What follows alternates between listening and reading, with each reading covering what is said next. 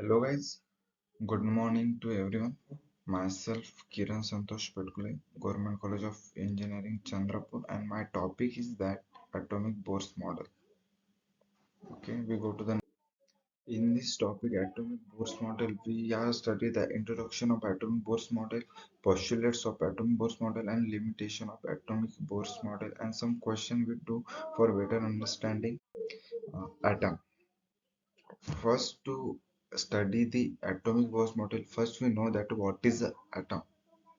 Okay, what is atom? Atom means that a particle of matter that define a chemical element we call as a atom.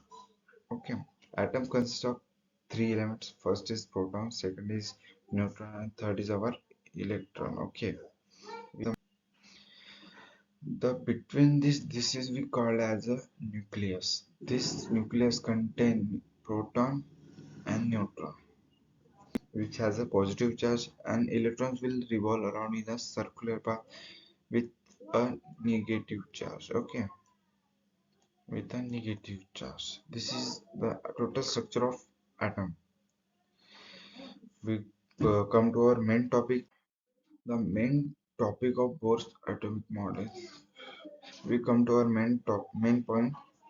Introduction of Bohr's model. In 1950, a scientist was Neil Bohr was proposed by the Bohr's atomic model or made by the Bohr's atomic model. It is what is Bohr's atomic model? It is the nothing but it is the modification of Rutherford atomic model. Some drawbacks that happen Rutherford atomic model that he cannot explain. So Bohr that will explain, and that will upgrade by new atomic theory that we call as the atomic Bohr's model. In Rutherford model introduced the nucleus mode of atom, in which the explain that a nucleus has a positive charges is surrounded by the negative charges electron. Bohr's theory is the modification of atomic structure made by explaining the electron moving in a fixed orbit or shell and not uh, anywhere in between. He also explained that each orbit or shell has a fixed energy. Each orbit and each level has a fixed energy. But Rutherford cannot explain that each orbit are present in the atom. Okay, Rutherford is the nucleus of an atom, and Bohr is the modification of electrons and energy level. Rutherford only explained that nucleus contain proton and neutron, but he cannot explain the different types of energy. But Bohr will explain that there are the different orbits or different shells are present in the atom, and there are the different velocities or electron move in the different velocity or different masses or different velocity move in a different velocity and different energy levels. Okay, we go to the main we go to the our next topic, that is our postulates. In an in an atom, electrons have a negative charge revolve around the positive charge nucleus in a definite circular path called as a orbit. This is considered as an electron. This is revolve around a circular path. This is our circular path revolves around a circular path. This is a circular path.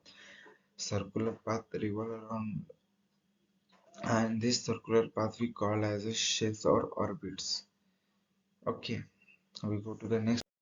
Second question is that each orbit or shell has a fixed energy and fixed velocity and fixed circular path.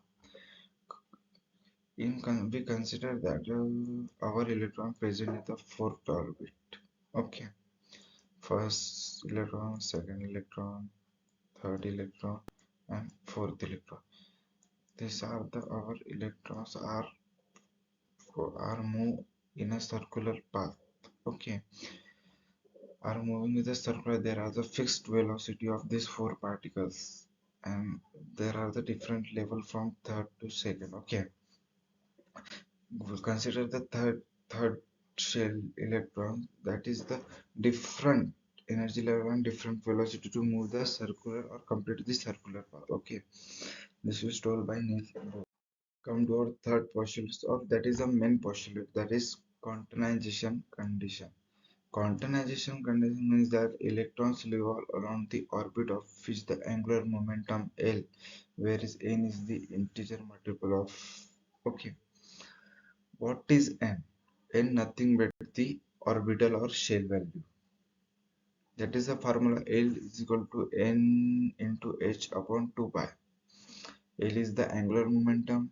We, we see in next slide what is angular momentum. Okay, h is the Planck's constant, and 2 pi we known as a 3.146, that is the constant also.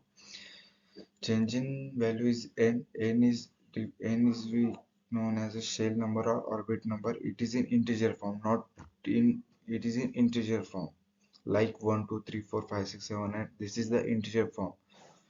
Like 3 by 2 is not the integer, so n value cannot be 3 by 2, 1 by 2, or 5 by 2. Okay, we go to the next slide. What is angular momentum? In physics, there is a one quantity or a vector quantity we represent as a angular momentum. Okay, therefore L bar is equal to R bar into P. L is equal to R into M into V. P means mass into velocity. P means momentum. Momentum we again written as a mass into velocity. Then we bifurcate. L is equal to R into M into V into sin theta. Why we got a sin theta?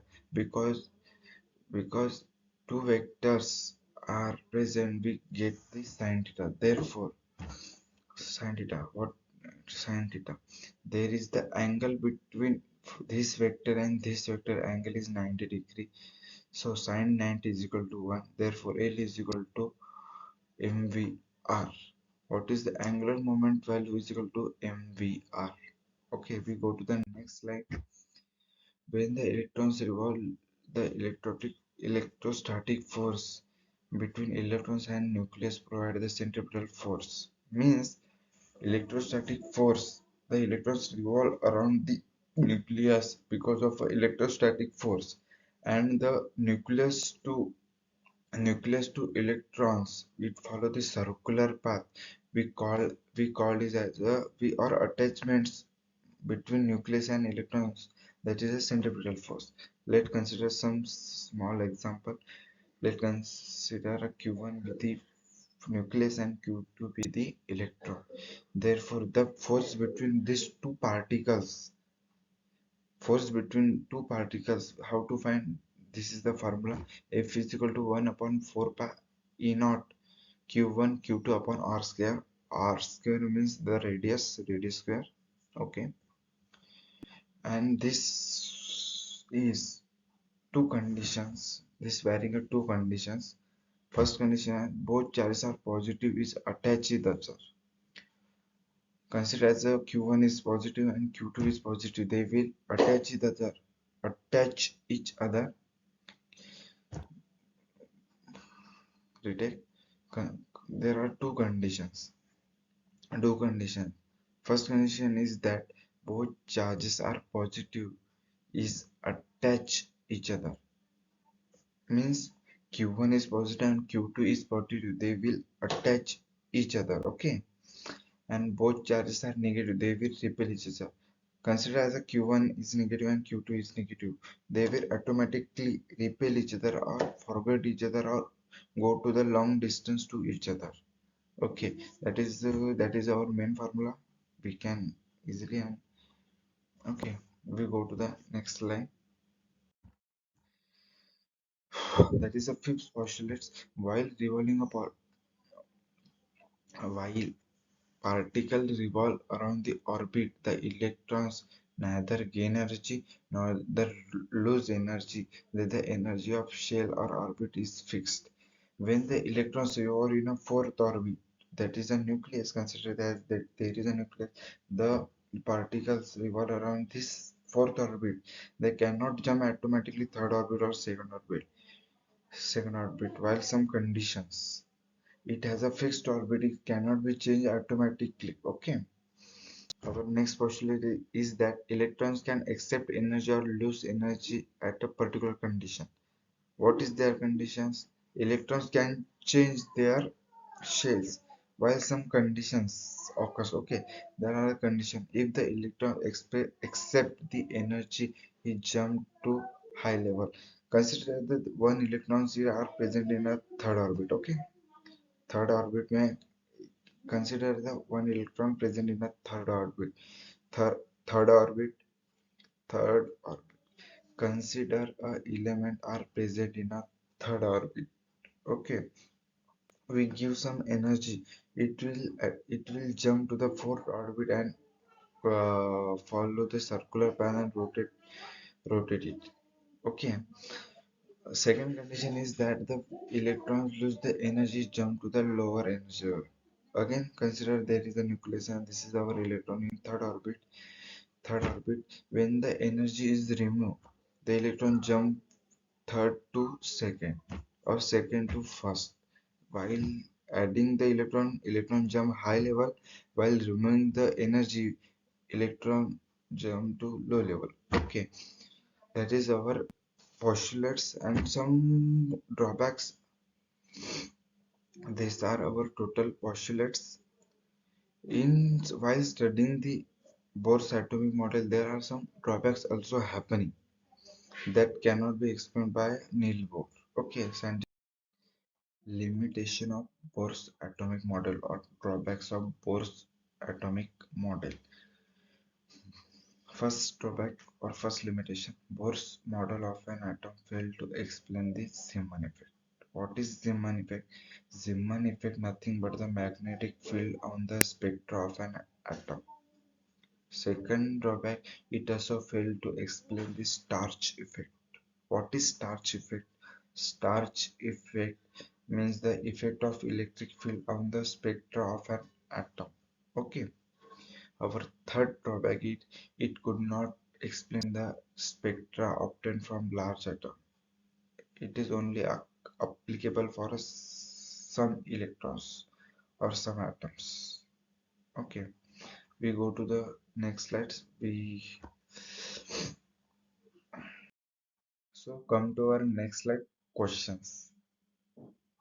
Without solving question, we can't say that this topic we understand. Okay, to go to our first question, the force that allow electrons to move around a nucleus is, we we know that centripetal force is equal to electrostatic force.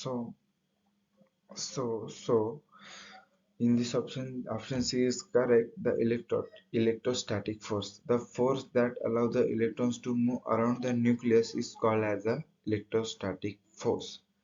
Second question, according to Bohr's atomic model, the angular moment of orbit is multiple of n.